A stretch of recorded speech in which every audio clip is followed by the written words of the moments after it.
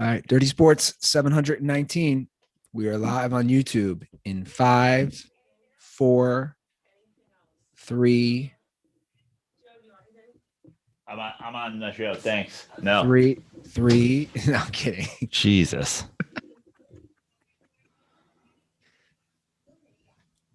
Welcome to the Dirty Sports Podcast. I am your host, Andy Ruther, coming to you live from Cincinnati, Ohio, with my co-host from Los Angeles, California, Joey No Chill Prano. Good morning, Andy. What's going on, dude? Happy Postmasters Monday morning.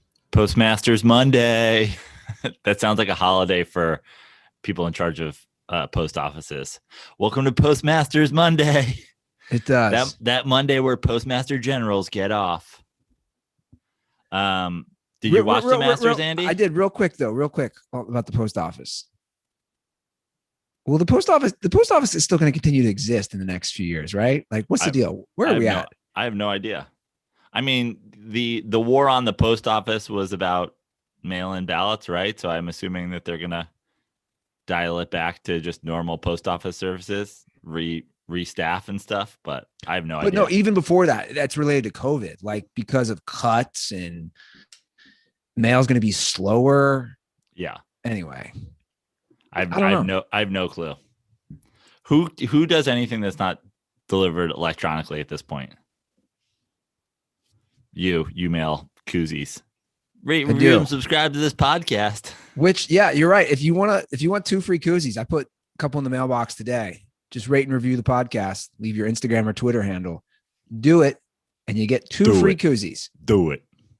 That's a good quick plug right there. I did watch the Masters.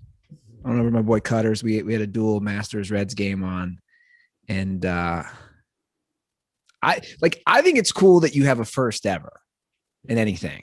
Yeah, when those things happen. So I like on our Masters preview show, I talked about how I always think about what is the storyline going to be. There's always going to be a storyline, and it's like it always seems like some of these things work out perfectly. And I even said to Tug, and on the show, I said, I really liked Sanjay Im, but that was because he was around a lot of top 10s recently. And I also said, I like the storyline during all the Stop Asian hate that we get our first Asian or I don't know if like VJ Singh or anything like that. It's like technically, I don't know. But anyway, our first like proper Asian Masters winner.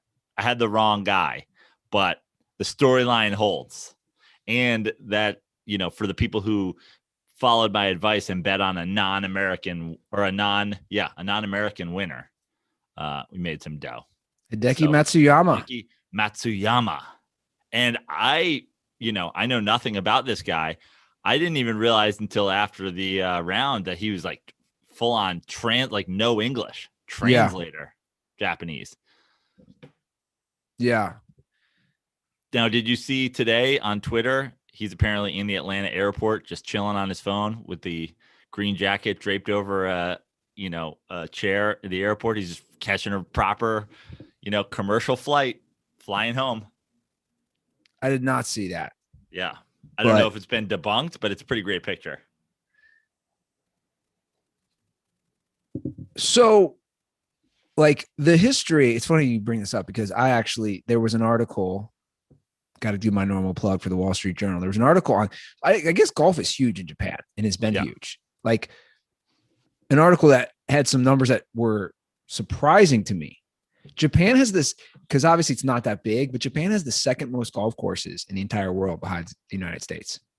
They have 2,000 golf courses, which that's a lot for that island. If you golf in Los Angeles, you become well aware very quickly how many Japanese folks love golf. Yeah. So I golfed on Friday with a Japanese guy. Yeah. So this is a long time. Basically, the article was saying it's been such a popular sport for a century and how this is a long time coming and what this will even do even more for the popularity of the sport. Somebody, I forget who it was on the broadcast all weekend, was saying that this is going to be worth $1 billion to Matsuyama. That's how big it is. Like him becoming a master champion and then going back to Japan. Endorsements? Yeah, just everything. He'll be a billionaire from it. I mean, that's crazy. A billionaire. That's crazy. But yeah, I know they kept saying that. That was somebody's claim. I mean, I think that, whether or not that's true in fact, in theory, it means he's going to be real rich from this. So well, those guys to him. And it was awesome, dude. The end, how about his caddy going back after they took they take the flag off the stick for his, for his memories, and it's part of the tradition, but his caddy going back and replacing the stick and then taking his hat off and bowing. It's pretty dope. So he only gets a little over 2 million. That's what people don't realize. For 4 days of golf. Yeah. Well, look, I know, but the total purse is only 11.5 million. It goes back to the point of you're saying billion. He's going to see all that money, like most of these golfers, through endorsements. Which is, when these golfers, like, you remember the whole Happy Gilmore, like he's the last place, he wants the big check with like $2,500 on it or whatever. It's like these golfers get paid great. Like the difference between finishing, obviously it's not $2 million if you finish second or fifth, but it's like, it's still a ton of money. But the difference between him winning the Masters and all the endorsements that come from it, like, what a legend. Yeah. No, it is great. Like, the sad part was it wasn't all that exciting. It got exciting for like literally 2 minutes. For when he hit in the water. Yeah, and then the other dude comes back and hits it in the water, and boom, we're right back. And then the whole weekend, Will Zalatoris is like in the mix, but on the final day, no one really challenged him for no one got closer than 2 strokes, and that was for like a couple minutes. Well, until the end, until he safely, till he did his safety dance on 18 just to make sure he gets in. I think Yoshi was watching. Probably. If he wasn't watching Thursday, Friday, Saturday, he definitely tuned in Sunday, and he's probably rooting against him because Yoshi is the most self-hating Asian man I've ever known. Yeah. I want to give a shout out to Yoshi. Thank you, Yoshi, because I assume you are one of the many who helped us find a vaccine for COVID-19. Yeah. I assume he was in some sort of testing, right? I'm certain of it. I mean, we joked about that with him at one point. And he was like, yeah, absolutely. I just saw Yoshi posted on Twitter that like guys like walking tightropes in New York or something like that. Like, I'm like, where is Yoshi? That's a game show. Where's Yoshi? I told you, it's a reality show of Yoshi traveling the world. I mean, besides the answer 6 feet behind Russell Peters, where is Yoshi is a fun game. Kids game too. Mm-hmm. Maybe play it off, with the Yoshi Super Mario Brother dinosaur. I don't know. Well, this is good. Hideki Matsuyama, first Japanese thing, and now we've devolved into Yoshi, the Nintendo dinosaur, traveling the world. Canceled. I think we were already canceled when you didn't call VJ Singh a real Asian. I know. I did. That's not what I meant. That's not what I meant. He's not a proper Asian. That's not even what I meant. I don't even know if VJ Singh's won the Masters. As everybody knows, I am a new golf fan, if even that. So I don't even know if VJ Singh has won the Masters. I don't know if other non-Japanese guys have won the Masters. My point was, I have no idea. I got caught up because obviously he was the first Japanese winner. Yeah. He's from Fiji, by the way. And he did win the Masters. See, there you go. In 2000. So I was right all along. The question is Fiji in Asia? Yeah, I mean, that's what I was going to say. Yeah. That's the question. I think it is. But I don't know. His nickname was, I didn't know this. Did you know he was nicknamed the Big Fijian? No, I didn't. The Big Fijian. 6'2", 208 pounds. I guess that's 6'2", 208 pounds from Fiji. VJ, the the big Fijian, sing. It's pretty good. It's a pretty good buffer right there. So, like, after you win, is he golfing? Like how's it work? I don't know what these guys. Apparently, he's on a commercial flight out of Atlanta, connecting to O'Hare, then off to Tokyo. Probably is that his flight schedule? I can't believe you didn't see it today. It's a meme though. Somebody was like, Hideki with the green jacket, draped over a chair, is on my flight to Chicago. I'm assuming he's going to Tokyo. I don't know. I mean, I'm sure he's taking a couple weeks off. I'm sure he's not right back to the grind. I'm sure he has to go do every talk show in Japan, sign 1 million contracts, and good for him. Yeah, I know. Oh, I see it now. That's pretty funny. That's great. Oh my God. That dude, when he shows up. The big question is, can Augusta National hook the guy up with a garment bag? Like, I don't even bring blazers low key out on flights. Get this guy a wood hanger and a garment bag. The only reason anybody knows it's him is because he's got a green jacket with him. He's got a Supreme bag. I guess the Augusta National hat maybe gives it away, but seriously, get this guy a garment bag. Yeah, the commercial flight thing is pretty funny. Also, if you're just gonna drape the thing around the chair, just wear it. just be green jacket guy. I don't know. I love the casual nature of it, just draped. Like, whatever. He's like a dude who's flying back from a wedding. He's got his sports coat. He got all smashed the night before. It's like, whatever. I'm just chilling. He's got the language barrier version of me wearing my headphones through the airport. He's just like, sorry, can't hear you. Good for him though, man. It was awesome. It was a fun tournament.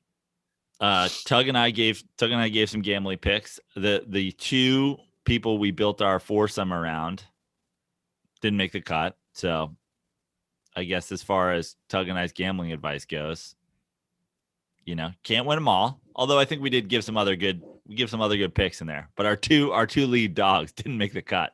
Yeah. Rough outing for our first golf podcast. Well, how like that's got to be pretty hard to pick, right? Oh yeah, picking golf winners is hard for sure. What I'm saying. Picking guys to make the cut, less hard. So the thing I noticed most when I was watching the Masters, obviously it's such a beautiful course, but I must say, Joe, I don't know if it was as green as the current Andy Ruther house. The lawn was looking very similar on yesterday, which was Sunday, which ironically I use the Sunday lawn care service to make my lawn looking on Sunday, making it looking so green. And DirtBalls, if you haven't checked out this product yet, I don't know why you're waiting, because it is absolutely amazing and it's really helped me have a lush green lawn. I've impressed multiple neighbors. Even my brothers are complimenting me on it. It makes taking care of your lawn so much easier. You simply just go to getsunday.com, put in your home address, and their free lawn analysis will take care of all the rest, all in seconds. They use soil and climate data to create a tailored nutrient plan so you get all the stuff your lawn needs and nothing it doesn't. I can't recommend these guys enough. It's easy, it's efficient, and it takes less than 15 minutes when they send you I don't know the technical term, the ingredients or whatever you need to put, the fertilizer. Everyone's different, right? So let Sunday take the guesswork out of growing a greener, more beautiful lawn this spring. Visit getsunday.com/dirty to get $20 off your custom lawn plan at checkout. Once again, that's $20 off your custom plan at getsunday.com/dirty. And it'll be much cheaper than using a lawn care service. So I couldn't recommend these guys enough. Andy, you joked about, your lawn being comparable to Augusta Nationals. And I got to say, I do want to, as a new golf fan, I do want to weigh in on one thing. They talked all weekend about how the greens were like bowling alleys. It was so fast and they were so hard and so whatever. And obviously they take time and they take careful planning to make those greens that way. But you could tell that they were brown. And that was because of them trying to make them so dry and so fast. And I got to say, with all this conversation about how like the players are changing and now they got to change the course and whatever, like I think if the climate and the conditions call for it, if you're not playing in, Arizona during a drought or something like that, you should only be able to make the greens as fast as you can keep them green. Like that's a beautiful course. Everything lush with the flowers and the green grass everywhere. But every time you get to the greens, brown patchy spots, like I think you should be able to make your greens as fast as you want, but they have to be green. That should be the level. Why am I watching these guys putt on brown greens? Because you got to make it harder. I think that's dumb. You want the aesthetics. Yeah, but also like, like we talk about every sport, sports changes, these guys get better, bigger, faster, stronger, scores are going to come down. That's just the way it's going to go. They're not putting pudding in the Olympic swimming pool because they keep breaking world records. They're like, yeah, okay, the records keep getting broken. They're not like, hey, Usain Bolt, you gotta run in a bathrobe. They're like, break the world record. Like the scores are going to go down. Golfers are going to get better. Athletes are going to get better. Also, adjust the course to make it harder. That's fine. Make the rough thicker, let the trees grow out a little more. Let them hang over the course if you want. But your course, like brown greens, come on. It's just, what year is this? I have a 4K TV. I want green greens. They're called greens, for God's sakes. They're not called brown patches. They're called greens. I'm a new golf fan, but this is my hot take. Your greens need to be green. I would love to know the maintenance. I would love to know the cost of millions of dollars. I know it's millions, but I would love to know how many millions to manicure and take care and treat Augusta. I'm sure I could Google it, but sure I won't. No. Won't do it. Can't do it. Can't win with them. That's my one hot take for the weekend. Give me green greens. Greens should live up to their name. Look, I'm all for green greens. So I'm not going to argue that point. Did you watch any of this Lakers Nets game that had Kyrie and Schroeder thrown out? I did. Yeah. Lakers, I mean, you got to say, surprise win there. Yeah, and not a good sign for the things to come for the Nets, that they're getting abused down low. Obviously, that's not the story of the game, but Durant's back. Harden obviously out. But, I mean, no AD, no LeBron. You're getting smoked. Blown out at home. That's not a good sign of things to come for the Nets. No. And then obviously we have the point guard beefs, which, listen, 100% in my opinion on Kyrie Irving. Like every player in the NBA whines about calls now. The idea that Kyrie Irving got so like into his face about it, and then we've all seen now, I think at this point, the conversations, we've got the closed captioning to what people think may have been said in the conversation and what set off Kyrie, which is very weird. So they both get thrown out of the game, and apparently Kyrie was set off because Schroeder dropped the N-word on him. Excuse me. But not in a derogatory fashion at all. I mean, obviously, who are we to speak about what is or isn't derogatory about it? But sure, obviously the conversation was not, Schroeder wasn't coming with some aggression. He literally was like, yo, calm down. And then Kyrie flips out because he Then says, yo, calm down, N-word. Yeah. Kyrie tweeted, the N-word is a derogatory racial slur. It will never be a term of endearment, reclaimed, flipped. Never forget its foul and true history. Throw that N-word out the window right alongside all those other racist words used to describe my people. We are not slaves or ends. So obviously you and I are in a spot who, like, we're not black dudes. So, like, it'd be better to have somebody from that perspective on this. But I will say, I find this kind of ridiculous because we all know and we can assume that word is there's video already of Kyrie saying it. Sure. And also, I would argue that word is said a lot in games and practices, when they're being social. My point is, this seems like a weird cop out, don't you think?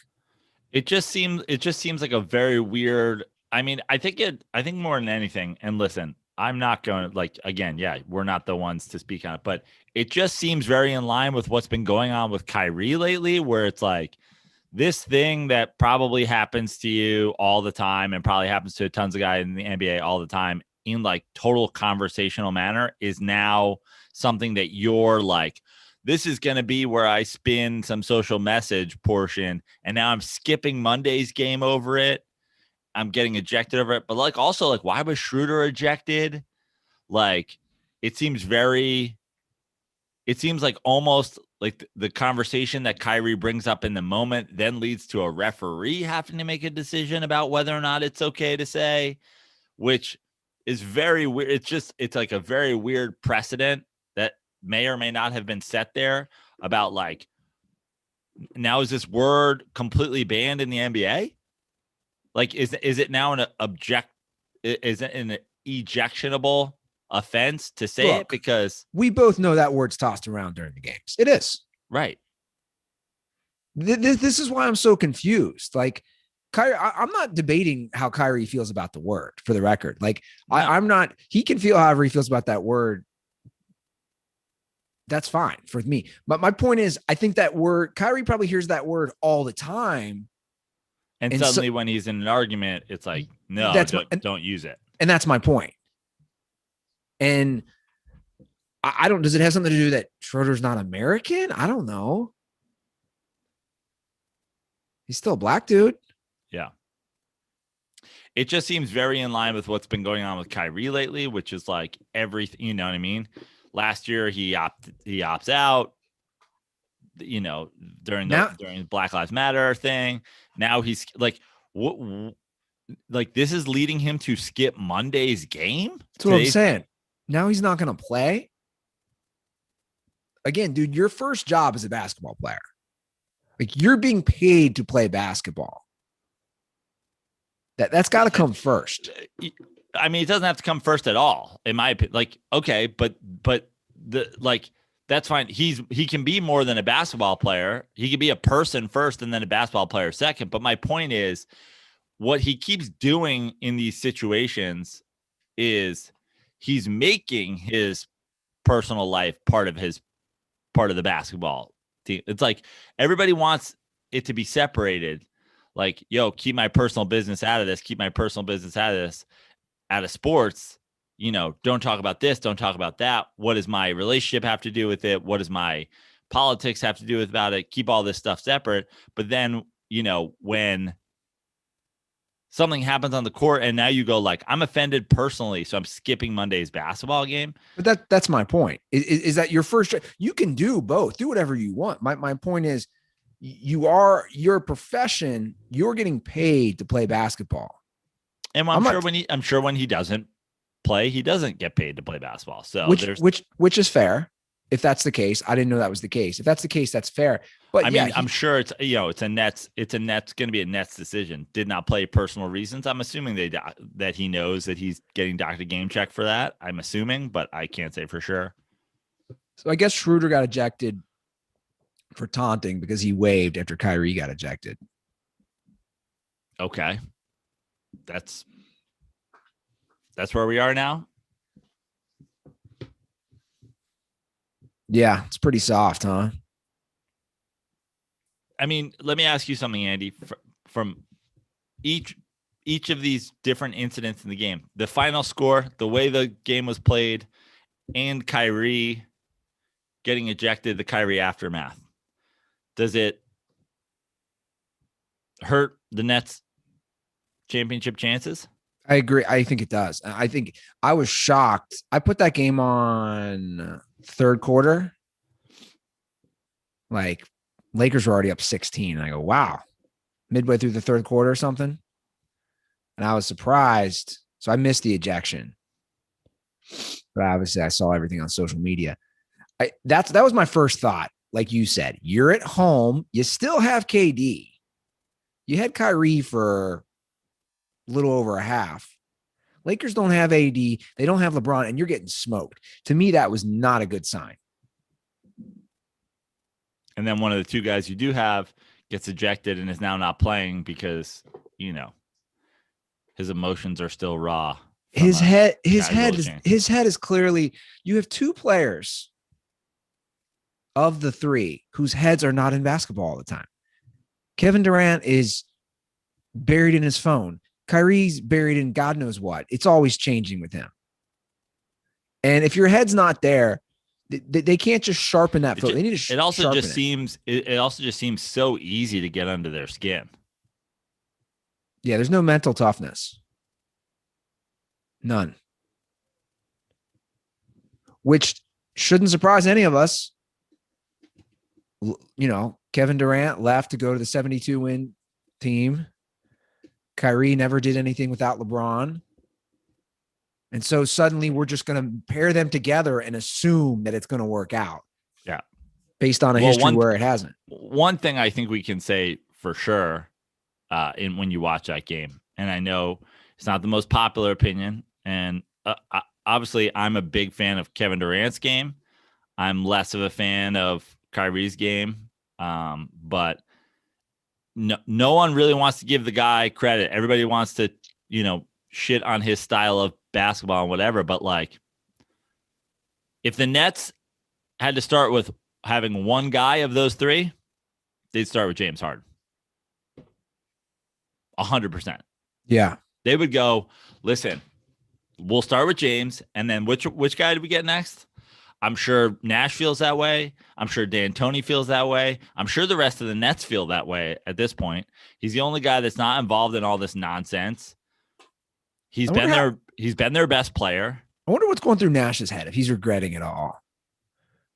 Because he's still, for a first-year head coach. God, what I wouldn't pay for another 7 seconds or less book that takes place inside the D'Antoni Nash conversations in the office every day. Well, that's what I'm saying. To me, Brooklyn Zoo. The Nets are Brooklyn Zoo. Yeah, that's what they should call it. Jack McCallum, where are you? Write this book.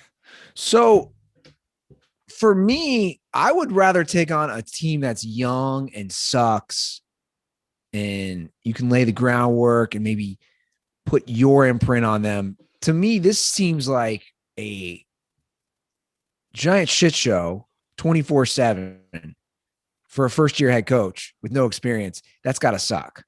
Yeah. But also, no one gets a pass anymore with the young team. So if Steve Nash takes over a young team and they go, they win 25 games, but they show improvement, he gets fired. It's such a win now thing in sports that he's not going to, he probably has to make an NBA finals in the next couple of years, but I have a feeling he's got a little bit of a longer leash than if he was on, if he was getting the Luke Walton treatment. Yeah.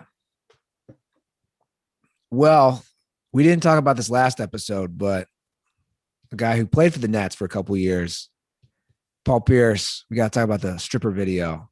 Yeah. Fired from ESPN, which was interesting because ESPN claims they fired him because he posted the video. Did you follow the nuance of it? No. ESPN was very adamant about it wasn't someone else. It was that Paul was posting the Instagram live from his own feed. It wasn't that there was, basically Paul Pierce is allowed to do what he wants behind closed doors. And if somebody had, posted it and said, like, look at what Paul's doing, and it's sort of a gotcha thing, they wouldn't have. But because he was just like, yeah, this is me. Yes, he was. Hey, this is me playing poker with strippers and smoking a blunt. So my thoughts on this, I have two sides on this. First of all, is Paul Pierce not allowed, or like, are ESPN employees not allowed to do that? Like, what part of that? None of that's illegal. Strippers aren't illegal. Cannabis is probably not illegal wherever it took place at this point. Poker is the most illegal thing of the three. So like conduct unbecoming of a ESPN employee. Also, what does that mean? Tarico still works there, right? No, he doesn't. He works for NBC. Okay, whatever. You know what I'm saying? There's tons of these stories of like the ESPN nonsense. But at the same time, was Paul Pierce trying to get fired? That's what I think. I mean, they can fire him for that, Joe. Don't act like that. You're putting it on social media. Like, that's a fireable offense. If they want to make it fireable, they can fire you for anything. A company can fire you for anything. Right. They can fire you for anything. My point is, though, like, what is the thing? What stance are they taking? We don't want ESPN employees can't be doing what?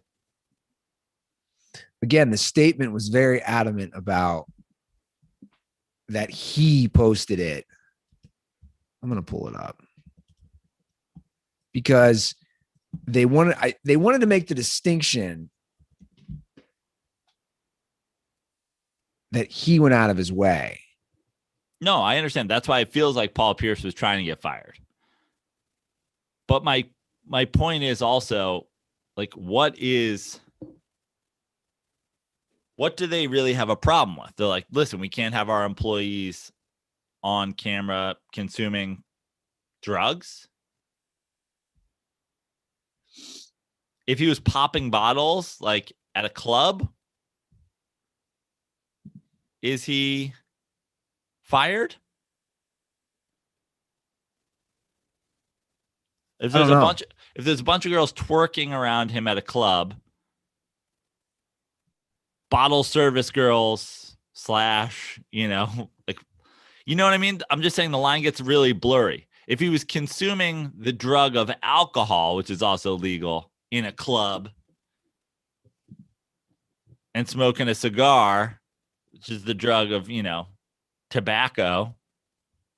My question is, like, we're getting into an area where, like, as stuff becomes more and more legal and acceptable, are we allowed to fire people over? You know what I mean? I'm drinking coffee. There's a drug that's also legal. I agree. I don't know. By the way, I'm struggling to find the actual statement. I when it first came out, I saw it. I'm struggling to find. I don't know. I'm doing a bad job right now trying to find it. But yeah. Honestly, probably, like, if you want, and again, I understand that ESPN can fire whoever they want for whatever they want. They can say, we didn't like your language, we didn't like your haircut, we didn't like whatever. But my point is, in this era where we're saying all this stuff is okay, we're allowed to, sex workers are just like you and me. That's their profession.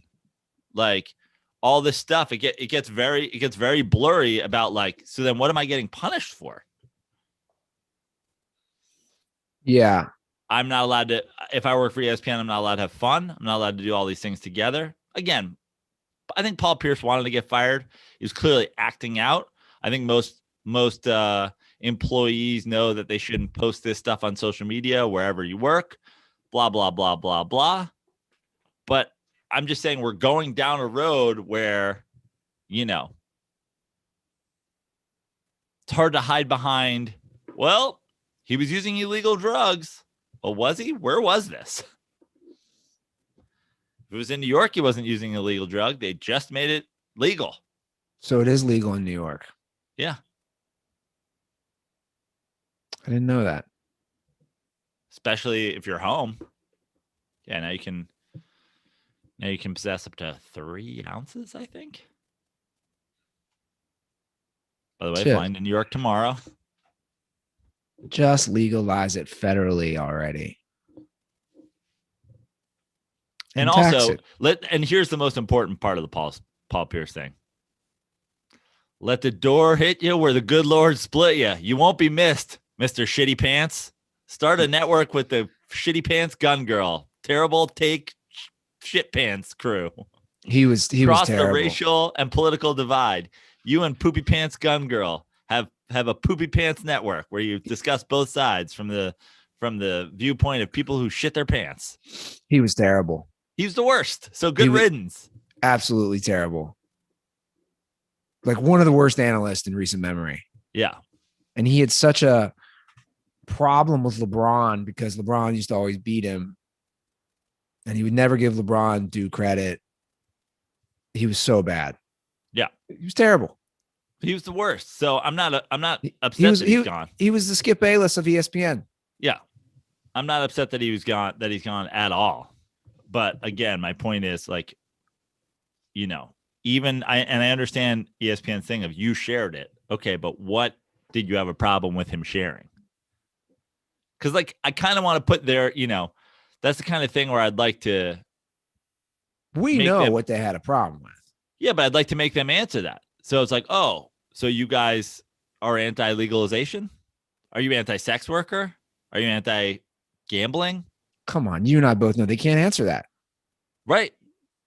They can't answer it these days. They could answer it 15 years ago and be like, yeah, we're anti all that stuff. I mean, this is the city. This is the company. By the way, those girls aren't necessarily sex workers. Strippers aren't even sex workers. No, but this is a company who. You guys, are you guys anti-choreographed dancing? I mean, do we really want to go there with Disney? We're talking Disney. The money where they're taking God knows how many shady countries and businessmen and corporations they're taking investments from. So it is bullshit. The moral should be legalize cannabis everywhere, legalize prostitution everywhere, even though these weren't prostitutes. That's my take from it. Legalize it all. That's what you need to do. But also, buy forever, Paul Pierce. Yeah. So I really do think that they should have like the poopy pants like Skip and Shannon show. Who's the the gun girl from like Kent State or whatever? I remember the gun girl. Did she shit herself too? She shit her pants, yeah. When did she shit her pants? She shit her pants like a couple of years ago. And now every time she walks around anywhere with an AR-15 like strapped to her back, she's like, today I'm at Taco Bell with the AR-15, and everybody's like, don't get the chalupa and shit your pants again. So she shit her pants, and it was on social media that she shit her pants? Yeah, oh yeah, the picture of it. Like literally shit all over herself. Like all over? Yeah, bro, where have you been? What am I doing with my life? I know. You don't got our Japanese Masters winner in the airport. Like this used to be Mr. Social Media guy. I'm surprised that you don't run at Gun Girls Shit Pants or something like that, where like the pants talk and like write their own tweets. I'm Googling it now. Yeah, I'm telling you, I've spent way less time on social media. Clearly. Yeah. I'm like boggled that like her shitty pants aren't like an Andy Ruther burner account where anytime anybody like posts about, curbing drug laws or something like that, your bot's tweeting like poop, poop, poop or something. I mean, this is unbelievable. Yeah, this has been a thing for a minute. Yeah. And I'm just now finding out about this. God, this girl's such a fucking idiot. I mean, It's her and Paul Pierce are missing one. This is why they should have a show together. They're both missing the one thing in their brain that most people have. Once you publicly shit yourself, just take some time away. Take some time away to yourself. Kyrie at least is like, listen, I'm gonna take a day off. These guys both shit themselves, and they're like, yeah, let me keep coming out here with my hot takes. And everybody goes, aren't you the person who pooped themselves? So my one of my nieces, she had a stomach virus at school, and I think she like diarrheaed herself accidentally. Okay. But she's also a young child, right? Yeah. But they don't use the word fart. Okay. Who? Your family or the school? Just like that, like my brother and his kids. I don't know, for some reason they call it toot. So apparently when she came home, when she was coming home, when her mom was picking her up from school, she's like, "Mommy." This is so bad for you to be sharing on. I know. It's so funny though. She goes, "Mommy, I toot pooped myself today at school." Toot pooped. Toot pooped is the new Sharded. That's what I said. I said toot pooped is better than sharding. You toot pooped? What happened over there? I toot pooped. It's like the kid version of sharding. Don't worry, she'll never see this. If she can't say fart, she's not allowed to watch. How old sports. is she? She is 8. Wow. It's a rough toot poop age. It is. It is. Rough age to be toot pooping. Yeah, it is. You should have brought this up when Eddie was on the show. His closing bid is about his daughter setting off a sharding epidemic. Really? Yeah. How old's his daughter? I don't know, like 5 maybe. I can't remember the last time I sharded. We've all been there. We've all been there. I knew a dude in college. He shot himself twice, like within a year. Just like shot himself. This dude would go hard with the booze and drugs. I'm like, dude, you shot your own bed twice. You gotta like tap the brakes a little, man. Like you're going a little too hard. Like one thing is sharding, but you're full-fledged shitting yourself in your own bed. I'm laughing thinking about it. I just need Jay Lloyd to do the poster for Cross Poop, the political debate show between Paul Pierce and Gun Girl. Caitlin Poop Pants. Well, another non-poop NBA related news. Alex Rodriguez and some other people are trying to buy the T-Wolves. It looks like there's some sort of letter of intent, which is going on with the owner, Glenn Taylor. Seems like A-Rod's real desperate to get into the sports ownership game. He really is. That's how you know he has too much money. He's just like, can I just buy a sports franchise already? The Timberwolves. I wouldn't want to go near them. Like what's he doing, man? I mean, listen, it's one of those things. The basketball NBA teams are like real estate, though. You're not gonna lose money buying the Timberwolves in 2021. By 2030, he'll have made a lot of money on it. I know, but dude, you live in Miami. You gotta go to the cold. Like, not that he's gonna have to be there all the time, but if you're gonna be one of the owners, he'll just go to the games. He'll just go to when they play the Heat. He'll be in the front row in his T-Wolves jersey. He'll have a throwback KG jersey. No, he wouldn't wear a jersey. No, he wouldn't. He'd wear a suit and like reflective Ray-Bans. He never takes off.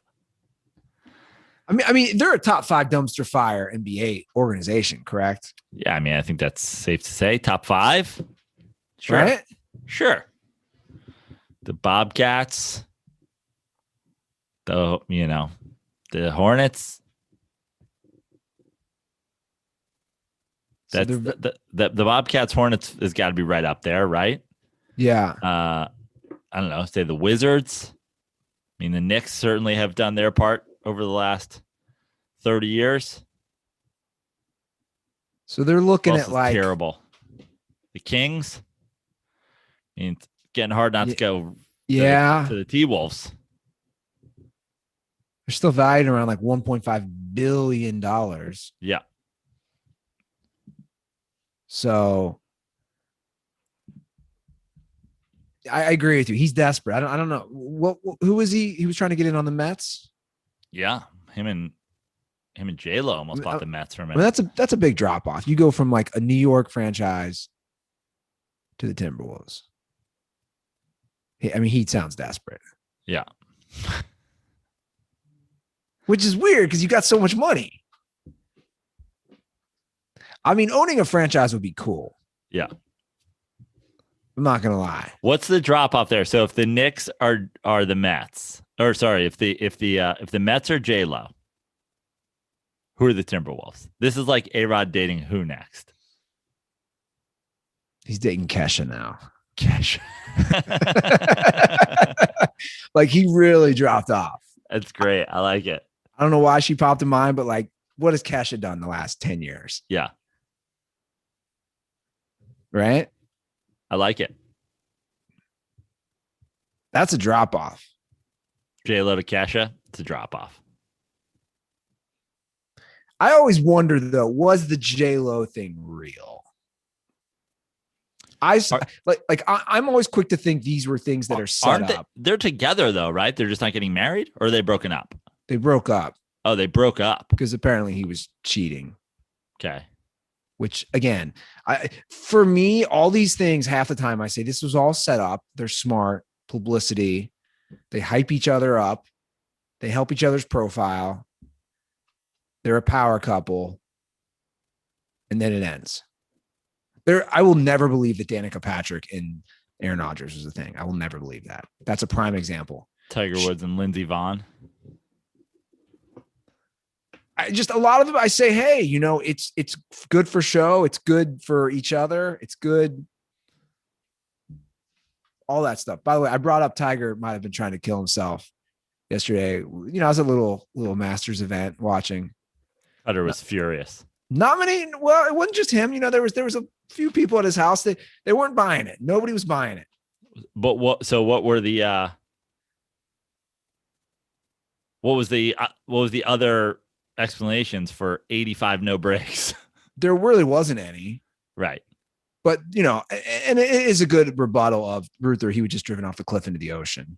Right. Which is why I said, but also listen, I don't think if you're thinking about killing yourself in the moment, like, you know what I mean? Like if there's a lot of ways, there's better ways to kill yourself, even if you were going to drive off a cliff into the ocean. Like that can always go wrong.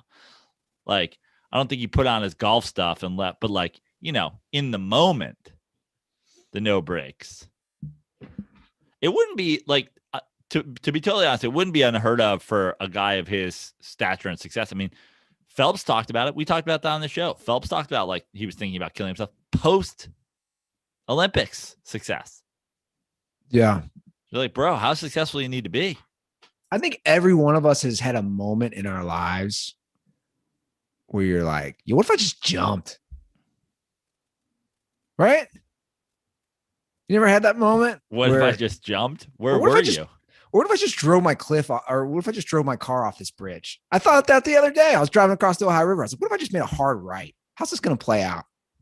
I mean, I'm dead, obviously, but I'd be lying if that thought didn't go through. By the way, I'm not trying to do that to myself. I want everybody to know, but I'd be lying if the what if has never crossed your mind on some of these instances. Is this because I tell you to kill yourself all the time?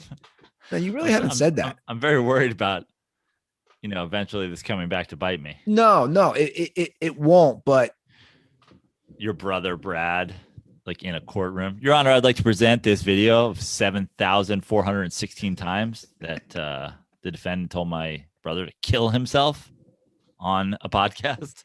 Well, to be fair, I don't think you've really said me that. Going, kill yourself, kill yourself, kill yourself. You don't really say that to me. No. It's more of like Swingman 9. Yeah. I think it's Swingman _9. My favorite thing is now, and I don't think I sent you the screenshot, but you saw but you saw an exchange. Like I got, one of what's now probably like a twice weekly angry message from somebody that doesn't like something we talk about on our show. They now tell me to kill myself, which is funny. It's like, I mean, it's so funny that you're so angry at me, but you're coming at me with my own catchphrases.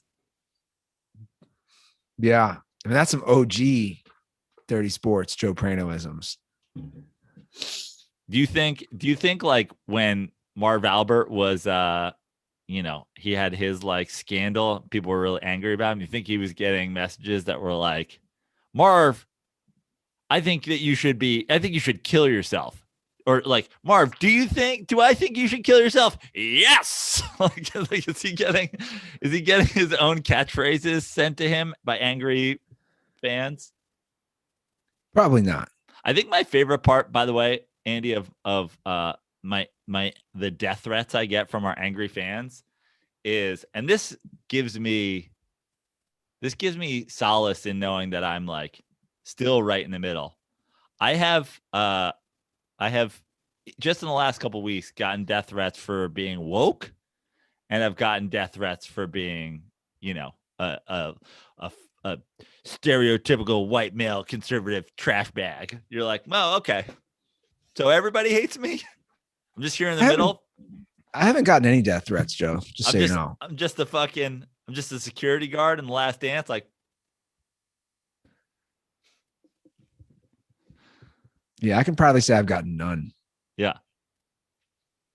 In fact, I even saw somebody seems kind of worried about me in a call we might get to later. Speaking of calls, let's and I'm glad that you're getting none, Andy, because you're thinking about driving off the bridge into the Ohio River. So everybody stay polite with Andy.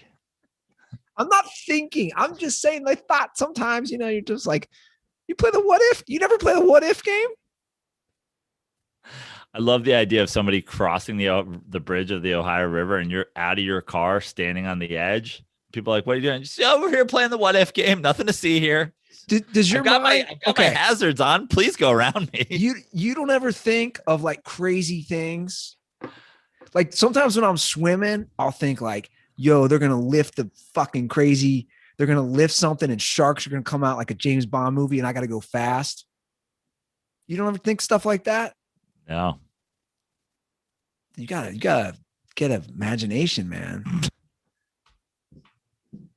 You never think crazy shit like that? Like sharks are going to come out into the pool and then I'm going to have to swim away from them? Yeah, like they're going to lift something and... Bro, you got no chance against a shark in a pool. I know I have no chance, but the mind might go, hey, they're going to lift some contraption like in a James Bond movie, which they've done in multiple. The Ohio YMCA Association has sharks hidden under their pools. Beachmont Racquetball Club. That's where I go, Joe. Unleash the sharks. My mind's always gone places. Like, okay, whatever. Anyway, we could talk a little baseball. We'll start off with a call. Talking baseball. This is for you. Okay, let's do it. What's up, Joe and Andy? This is Devin Gomboski from up the Seattle area. Just had a quick question for Joe. I just finished watching the Mets game, and Jacob DeGrom threw a fucking beauty of a game, went 8 strong, only gave up 4 hits, had 14 strikeouts, but the Mets couldn't get a goddamn run across the plate. And it's ridiculous. As a Mariners fan, it reminded me of my favorite pitcher growing up, Felix Hernandez, and I was just thinking, it seems like DeGrom is the new Felix Hernandez. It doesn't matter how perfectly Felix or DeGrom pitches, his team just can't seem to squeak any runs across the plate. In the Mariners' case, they completely ruined Felix's career and never got him to the playoffs. He was top 3 in Cy Young voting 3 different times and won it once. Jake's definitely been the benefit of baseball realizing that wins are not a pitcher stat. So he's won a couple of Cy Youngs, deservedly so. But it's just it's infuriating watching it. Reminds me of Felix. So just hoping to get Joe's thoughts. Thanks, guys. Stay dirty. I think it is a fantastic comparison. Yeah. I mean, I remember didn't Felix Hernandez win that Cy Young with like 13 wins or something like that? Yeah, he did. This Jacob DeGrom situation, and now people are like trying to debunk that, like, he doesn't get run support, but he's, somebody's debunked the debunking and has an article about how he specifically doesn't get run support when he pitches his best games. But I mean, the other day he goes 8 full innings. He gives up 1 run, but he also gives up 1 run on, like, he throws 100-mile-an-hour 0-2 fastball, and this guy puts it out of the ballpark. Let's gotta give props where props are due. Like, that's hard to do. That's the first time Jacob DeGrom's given up a home run on an 0-2 pitch in his career. What's crazy about DeGrom is that he keeps getting better. Like, he's throwing harder than he's ever thrown. He's not young. He came up late. He's converted shortstop. He came up late. He's really keeps hitting new levels that you didn't think possible. And the Mets just, like, he's going to be a starting pitcher that makes it to the Hall of Fame potentially without 100 wins. That's insane.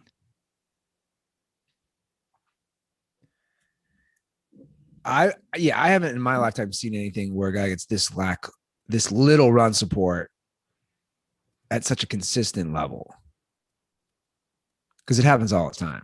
All the time. It's very frustrating. And the Mets have had some decent teams, during his run. They just don't support him. And he'll leave the game. It's not like, the Mets are up 2-1 or 2-0 and then the bullpen blows it. I mean, that's happened plenty of times. But, like, also he'll leave these games losing. Like, he had no chance of winning that game when he left. The best he could do was a no decision. Or actually the best he could, and the worst he could do was a loss. But, like, to throw essentially not even one bad pitch because the guy hit a good pitch and take an L, it's insanity. Mets need to fix their lives. Did you see the play at the plate on the Phillies Braves game? Yeah. Goes back to the same thing I've been saying about replay forever. Who gives a shit what you called on the field? Watch it for the first time. Do you think now? We were all hanging out, me and some buddies, so we were watching that live. Do you think he could have touched the plate? Like I'll be honest, like, it's tough. I mean, they showed it obviously so many times, but I'm thinking it looks like he didn't touch it, but also, is there a chance he touched it? Well, I think, it goes back to what I said, which is I think that they say he could have touched it, and we called him that he touched it, so then it sticks. As opposed to if they had called him out, it would have stuck that he was out. Do you agree? If they had called him out on the field and then they challenged it, he would have stayed out. Yeah. This is the problem with replay. Sure. Right there alone. If you think he got called safe after replay because he got called safe before replay, and you think he would have gotten called out if he had gotten called out before replay, that's the problem with replay. Who gives a fuck? Why are we doing this? Why are we doing replay if the call on the field matters? If the call on the field mattered, I don't need replay. I'm challenging the play because I think the call on the field was wrong. So now look at it.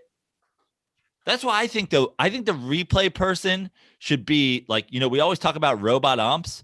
Forget it. Like, I think the replay thing should be like, some sentient being that, like, is just kept in like a glass case, and it just wakes up to look at plays and then it goes back to sleep. It has no context whatsoever. It's just like, I saw no evidence that he touched the plate, therefore he is out. And then the eyes shut down again. Like, I don't care what some human who we have already decided probably got it wrong, which is why we're challenging it, thought in the first place. And if that's the case, then don't have a replay. These sports leagues love to sit on the fence. You can replay it, but it has to be like clear and convincing evidence. Why? What does that have to do with anything? Yeah, I don't know. That one looked from all the different angles. I didn't really see a viewpoint where he did touch the plate. It's a mess, man. It should be like a jury. Like it's, the jury has no idea of the evidence and the crime. Just show me what happened and I'll tell you what it is. Did you hear about this story? But when it was in the news before you being here, like forget what the fucking umpire said. Show me what happened. Oh yeah, he didn't touch the plate. Well, then he must be out. Hey, listen, I'm gonna leave that up to you guys. I'm just telling you he didn't touch the plate. Maybe when he was sliding, he was thinking in his head, hey, if they lift the plate, a shark's gonna pop out. Yeah. So I gotta go around it. Open your mind, Prano. Sharks, they're everywhere. The replay official, Paul Pierce, gun girl. 3 people now on the show who shit their pants. And my niece. And your niece, 4. She toot pooped. We can call it any kind of funny term we want.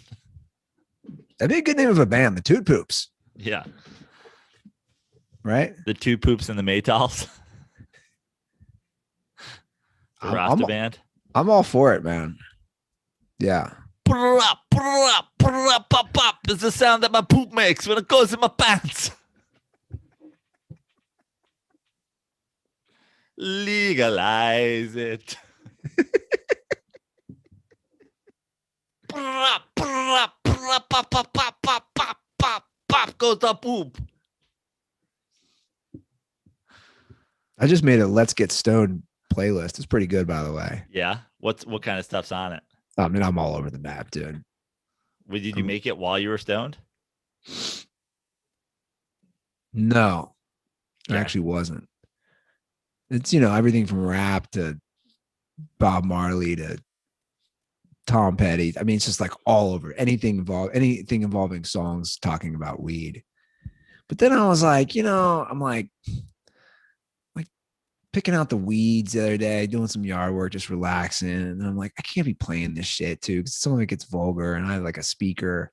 This is where the suburb life. I was like, I don't want the kids next door hearing Andy's stoned mix.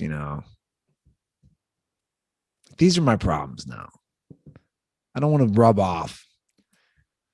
Yeah, your neighbors are like, "Oh, were you talking to Andy down the block?" Some kids like, "Yeah, he was telling me that he dresses up like the Easter Bunny and thinks about killing himself all the time, but he didn't play any music with foul language, so that's good. Okay, I'm gonna go to my room now." Stop twisting things. Stop twisting things, Frano. God damn it. You and your twist. Said he was gonna drive off the Ohio Bridge in the Easter Bunny costume, but the only thing that's keeping him alive is his King Island season pass. But all the music was edited. Okay, go into my room now. By the way, Twerks really wants to hang out. We should. Okay. Speaking of Kings Island, when you're in LA. Yeah. We text exchange. We'll with Twerks. Go drink some claws over at the Savagetown pool.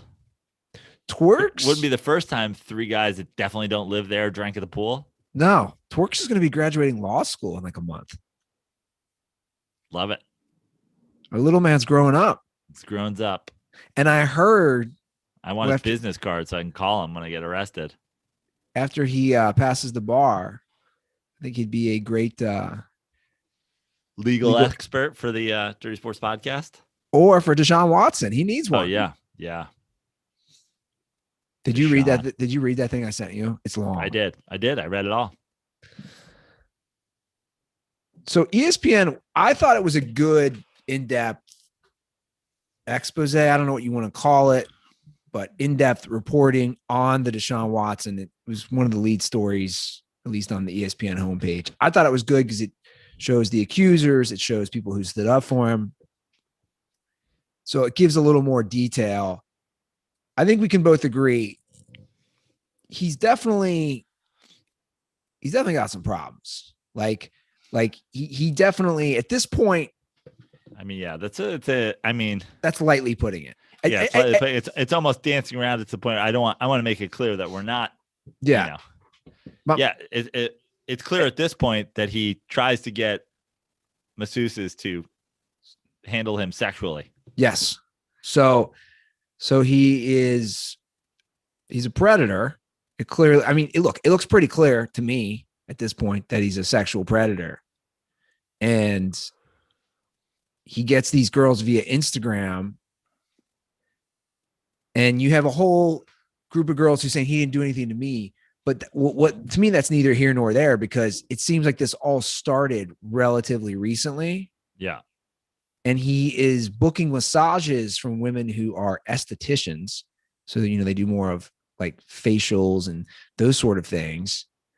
And he's like, oh, it's cool. And he's got his moves, right? The towel, which is basically a cloth over his junk. Yeah. I will say, and I said this before, we do have to put some sort of self accountability on if he was creepy to you before, you don't go back. Well, there's the one person in there who said, right, that like she didn't engage. She kind of told him it was wrong. And then like he didn't even remember her. Yes. And like reached out, whatever. And then was like, hey, just so you know, I'm not going to deal with that again. And then he was like, all right, bye. Yeah. But she was like, I will massage you, but I'm not dealing with that again. And then he was like, no.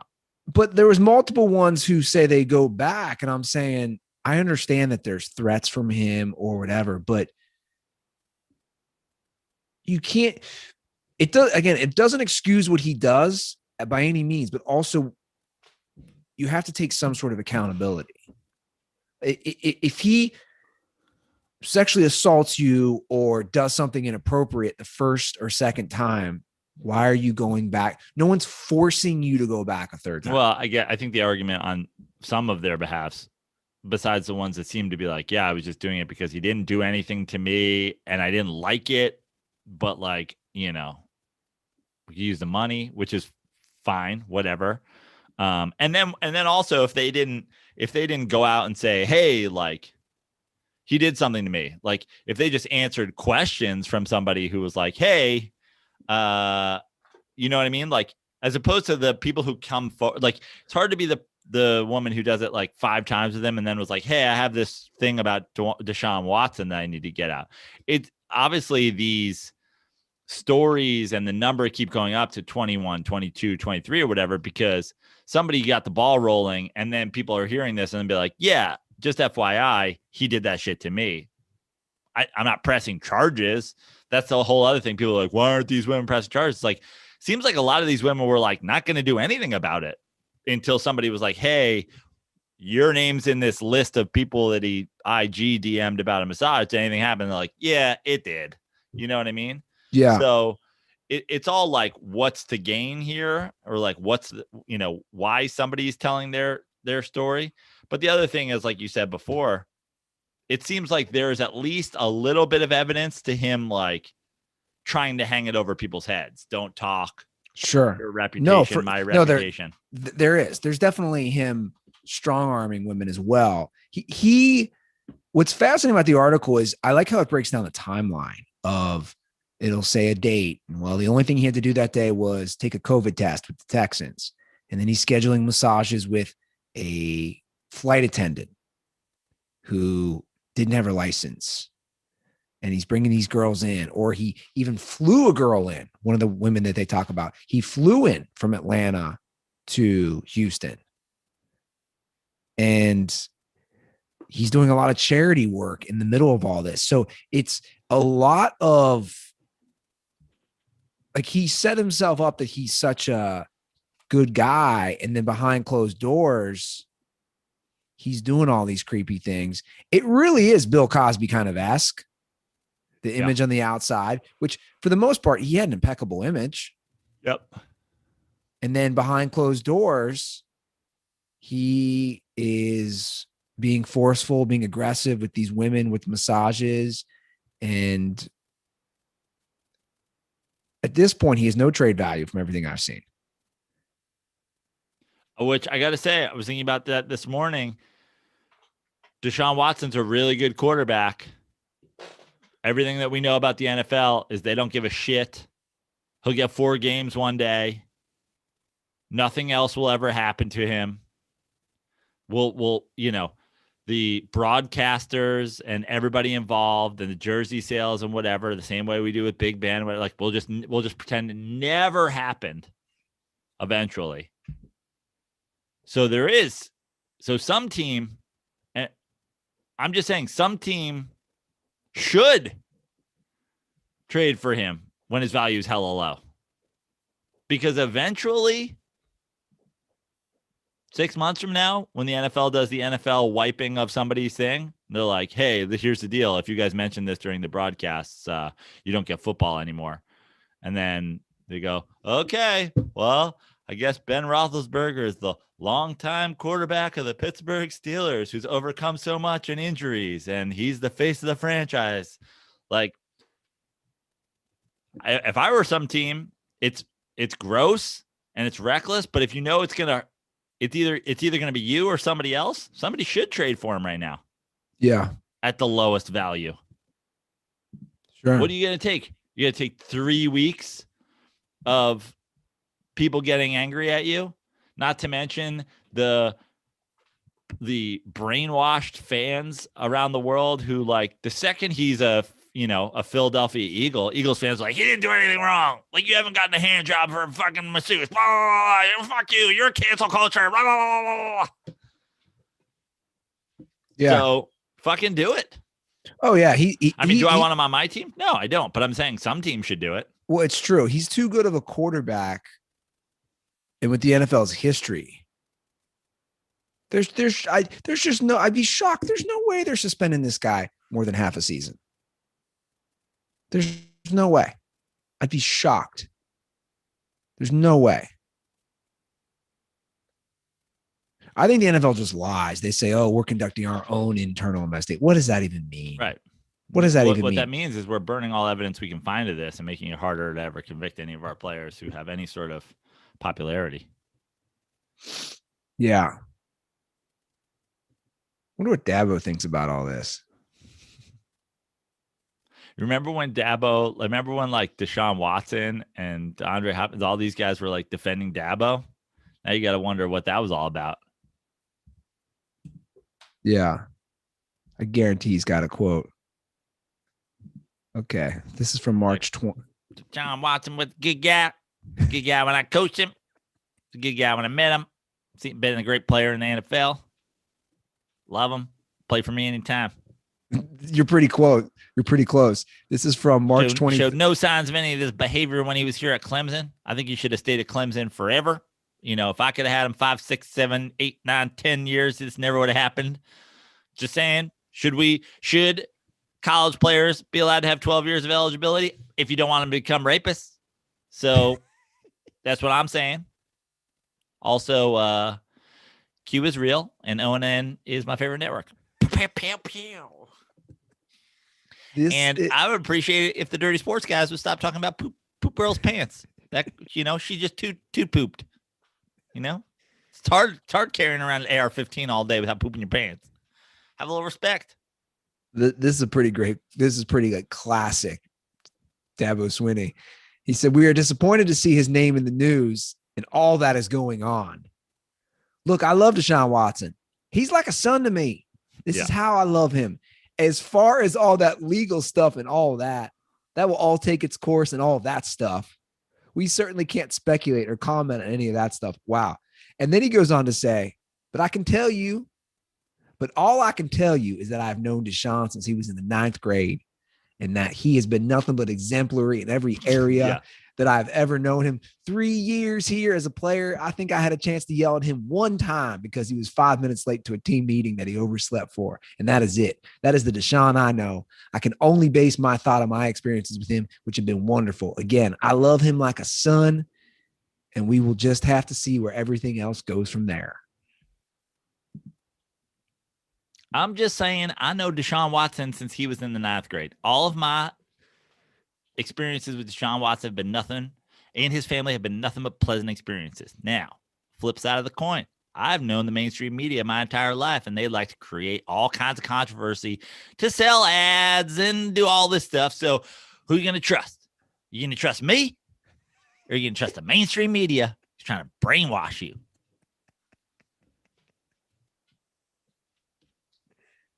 I mean, those quotes are amazing from him. I love him like a son. Yeah. Dad was also the guy who's like, you should never get money, but I want to get raises. Yeah. But I love him like a son. Fuck my son. I'm getting paid.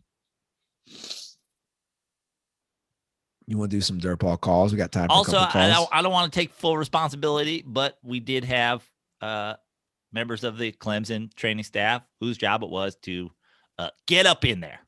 That was if you know anything about our training staff, they wear T-shirts and it says on them, "Get up in there." That's one of our training staff's mottos.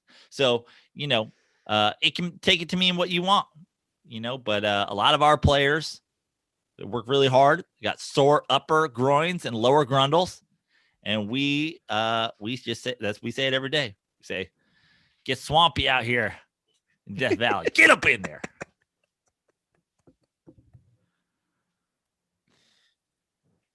Let's get to some calls, Joe. But before we do that, I want to remind all the DirtBalls that we have a great partnership going on with the SA company who make amazing multi-use face shields. So if you're going to go hunting, if you're going to be outdoors, skiing, surfing, golfing, you name it, the SA company has all the protective gear you need to brave the elements and explore more every day. Their face shields are UPF 30. They're going to protect you. They're lightweight and breathable. The perfect piece of protective gear for your next adventure. Joe, I think it'd be perfect. I'm going to be dealing with a lot of hot days this summer at Kings Island. I think one of the SA face shields will cover me perfectly, don't you think? From all the elements. Yeah, absolutely. Keep you, protect you from the sun, keep you know what you could do with these things, which I've noticed I do on a hot day, get them a little damp, put them in the freezer, get them cold a little bit, keep it chilly. I like it. They're great. This is going to be a Kings Island staple for you. Oh, for sure. They got so many great designs, guys. And listen to this great deal. Stay protected outdoors because right now you can get this insane deal. If you buy one, you get 4 free. That's $150 value for just $24.99. Just go to safishing.com/dirty to get 5 face shields for the price of 1, plus a lifetime warranty and free returns if you're not satisfied. That's safishing.com/dirty. Okay, we can bang out a couple calls. Hotline is 310-359-8365. We'll start with we have a call about Tug and the Masters. Ooh, I like it. Hey, Ruther. Hey, Prano. This is Nathan, #1 Wisconsin Dirtball. Calling in because Ruther is ripping on Home Depot. Oh, hold on. He left 2 calls. Yeah. Ripping on Home Depot. Did he not like that? Well, he's giving me a suggestion. Okay. We can play this. Poor service, their low-quality service. And I just got to say, Ruther, you should really start checking out Menards. You're a fellow Midwest guy. You should be familiar with Menards. Menards Incorporated, they're another home improvement chain. They're more central to the Midwest. They're not national. They're just in the Midwest, Wisconsin, Minnesota, Ohio. We're as far west as Wyoming now. We're as far east as like Kentucky, right around there. But I mean, I happen to work for them, so full disclosure, I work for them. But Menards has not only quality service, Ruther, but quality products. You guys, you and the Dirty Sports fan, the Dirtballs, everyone, go check out Menards. All right, bye.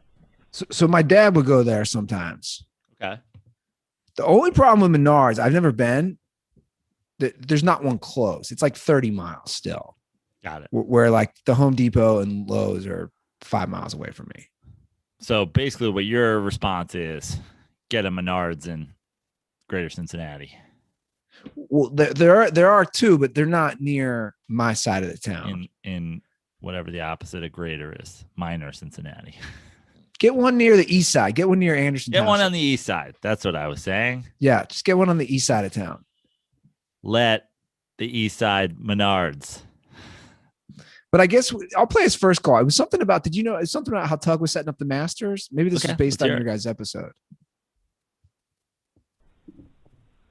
Hey, Luther. Hey, Joe. Hey, Tug. This is Nathan, number one Wisconsin DirtBall. Giving you a call because we have to talk about Tug being able to just tell his wife and his kids to go away for a weekend or go away for a day and let him watch the Masters alone. I mean, that is just, talk about a boss move. Talk about a loving husband, wife. That is just incredible that he's able to do that. Tug, good for you. Happy for you. I liked the bonus episode, guys. Stay dirty. So Tug basically asks that his wife take his children and leave, or at the very least take his children and like avoid the area on Masters Sunday. But he also, claimed that this is basically the one time that this is his one-time pull card that he uses is Masters Sunday, and also that he immediately has to respond by like the second the jacket gets put on, he has to like take the kids to the park or something like that. So it seems like a pretty, like, yes, I agree, boss move. And also he was even feeding it to us as a boss move, being like, but it's the only time I do it, and I immediately have to. So I don't think he wants it coming off like he's a boss. I will say though, I don't think he wants his wife being like, oh, so the dirtballs think you're a boss, huh? No, I've told Tug this. I don't know his wife real well, but I can tell she's really chill because she understands that he needs his sports or his guy time, and she'll give that to him. And I've always told him, I was like, dude, I don't even really know your wife, but she seems really cool about that. I think to me, that's a problem in a lot of relationships, that the spouses don't. I think it's important to have your time with your friends for both people to do that. That's, if I would give any dating or relationship advice, that'd be one of the top things I would do. And I would say that's what really helped my parents stay together for almost 50 years, was that, like, Walt went bowling. My dad had bowling. My mom had like her walker group where she would do the half marathons and they would do their own thing. And yeah. So like, if there's any girls out there who want to date me, you got to give me my guy time. So just know that. And then I won't. He's like, listen, once a week, I'm going to go to Kings Island, ride coasters alone. And if you don't let me, well, I'll drive off the Ohio Bridge. Wait, what? What kind of relationship are you asking for? I'm just saying, if I don't get my coaster time, I will kill myself. Hey, man, I got a supportive. Now, put on this bunny outfit. We got a show to do.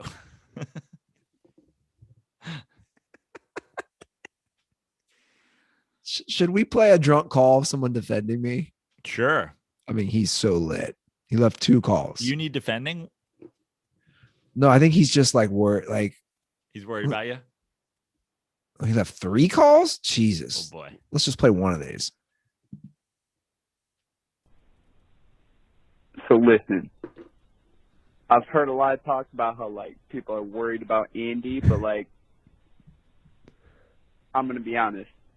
I feel like he's handled it pretty well. Like, I actually may or may not be a little bit drunk and have left a couple of different calls that I fucked up the message on, so please ignore those. But, I mean, trying to reconnect with family and do all of that shit and trying to, like, center your life, like, people are worried, like, dirtballs are worried about him, but listen, dirtballs solve problems by, like, binge drinking, smoking weed, and screaming at the TV about their sports team. So, like, who are we to judge about how people handle serious problems in a healthy way. Like, at least Andy's trying to reconnect with his family and do something for, like, his nephews and shit, right? Like, right? This is amazing. I feel like that's it, right? Anyway, that's it. I realized I went over a minute, so I'm going to stop this shit now, but, like, yeah. I hadn't heard that one. I wonder if this guy's going to listen to this whole episode and be like, I wonder if my call got on. And in the middle of the show, when you're like, I was standing on the Ohio Bridge the other day going, maybe I should just jump. And he's going to go, you know what? Maybe I shouldn't have said that thing about let Andy be. Maybe Andy does need, maybe we do need to be concerned about Andy. I love his verbiage. By the way, thank you for the call. I know it comes from a good place, but I have to laugh because you say reconnecting. Like I hadn't seen my family in 20 years. Yeah. Like Andy's trying to reconnect with the family that he would always see for at least 2 or 3 times a year. He's reconnecting. The first 2 calls were funny because he kept saying, I know you're handling things as good as you can. He didn't want to say the words because your parents thought, like, it was funny to me when I heard it. It was like, he just didn't want to say, like, you're handling it, all things That's very considered. nice of him. No, it is. It is nice. And hey, man, I binged too. I did an edible bonanza on Friday and Saturday. So What's an edible bonanza for you look like? it's 2 of the 5 mils? just, yeah, basically. It's crazy over here. But by bonanza, I just mean like, got stoned and Yeah. watched a movie. Like, Hey, Taco Bell. no, I made homemade taco. Dude, I got pretty stoned on Friday. I purposely cooked a bunch of tacos like from scratch. And I found myself in the shower at 1 a.m. I was like stoned out of my mind, taking a hot shower. And it just hit me. I was like, why am I in here? And I was like, because you're baked and you wanted to like feel the water on your face. Yeah, man. And you were like, but what if a serpent comes out of the Oh, I thought about that too. Hole. Like, yeah, you never thought about that too? Like you're taking a dump and like a snake will like creep up from the toilet. I mean, attack maybe your when butthole. maybe when I'm in Australia, that's something you got to worry about. For real? I don't know, but literally every story that's out of Australia is like, watch out when you're putting your gas in, mate. Could be a gator in there. Well, Breno, I know you have a time constraint, so let's. Slight one. We have any more? Did you have one more call you needed to get to? I got a Twerks call. Yeah, sure. Let's do Twerks. We talked about him earlier.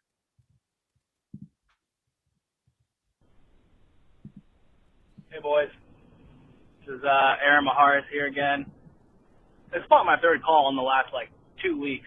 This is the most I've ever called the show in my lifetime. I think it has something to do with all the driving I've been doing lately now that shit's finally opening back up and, I've been going back and forth from work. Anyways, on my drive home, I thought of a question. It's not sports related, but I'm driving behind this little Prius right now. And it's a self-made business, I'm assuming, and the slogan on the back of the car says AAA batteries delivered and installed. And I'm sitting here thinking about this fucking car and this business idea and just thinking about, where did this all begin? Because this is a god-awful business idea. I mean, who the fuck needs AAA batteries? First of all, delivered, let alone installed. I mean, if you can't install AAA batteries into whatever device you need them in, what the fuck are you doing with your life? Fix your life, shout out Breno. But anyways, I'm just calling to ask, what are the worst business ideas that you guys have ever encountered in your personal life or have seen or dealt with? And go from there. So, yeah, I'd just love to hear from you guys because I know there's some god-awful ones out there and any that you've personally seen or encountered. So, love to hear from you guys. All right. Take care. Later, fellas.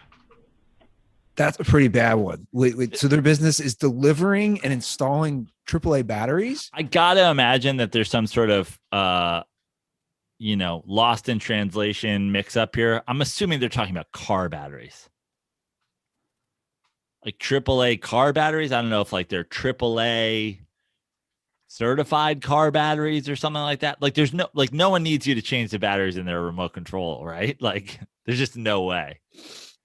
if that is the business, Twerks is right. It's the worst business of all time or the best. I don't know. Like if anybody ever calls, I'm like, yep, I got your AAA batteries. Point me to your TV remote control. Nope. You guys go into the other room. I got this. That's got to be the worst business When idea you of all come time. back out here, you'll be flipping channels. Just don't even. And honestly, don't even think about it. I don't even want to tell you how it works. Don't even cloud your mind with it. Whenever this TV remote starts to go light, you give me a call. I'll be here to take care of it. I got to imagine it's car batteries, though. Yeah, because batteries are so cheap. Yeah. Who's that person who says to themselves, hey, I really don't feel like driving to Home Depot right now to pick up some batteries? And that guy's like, that's why I'm here, man. Yeah. I will deliver and install. I will take your remote, open it up.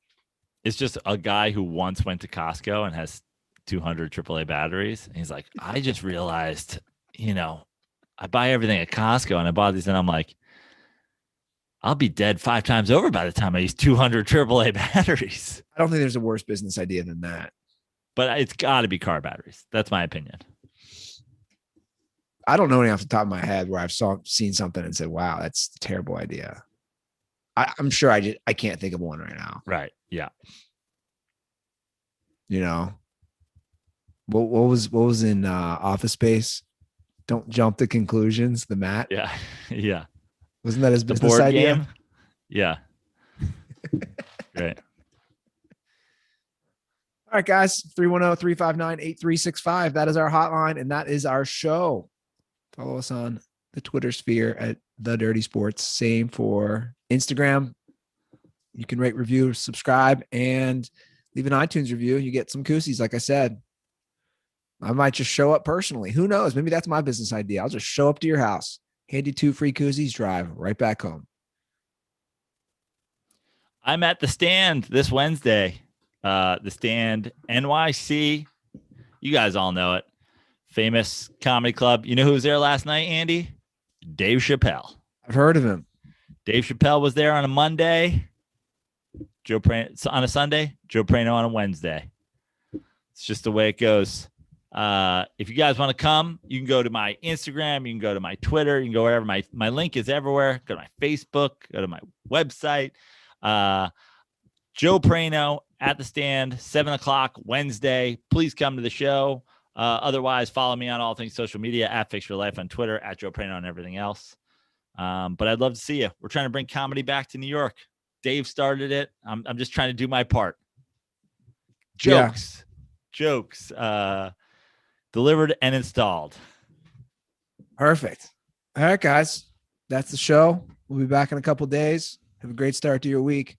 And as always, stay